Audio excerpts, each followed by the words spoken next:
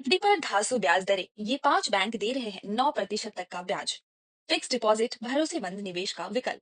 भारत में fix deposit निवेश का एक पारंपरिक और सुरक्षित विकल्प है।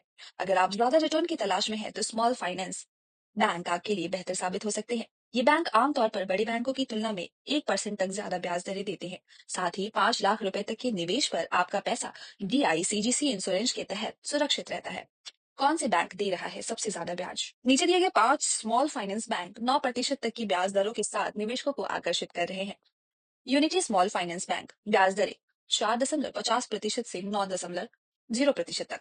छोटे निवेशकों के लिए शानदार विकल्प। North east small finance bank ब्याज दरें 3.25% से 9% तक। उत्तर पूर्वी क्षेत्र के निवेशकों के लिए अच्छा विकल्प। सूर्योदय स्मॉल फाइनेंस बैंक ब्याज दरें 4% से 8.60% तक। भरोसेमंद और आकर्षक ब्याज दरें। उत्कर्ष स्मॉल फाइनेंस बैंक ब्याज दरें 4% से लेकर 8.50% तक। छोटे शहरों में लोकप्रिय।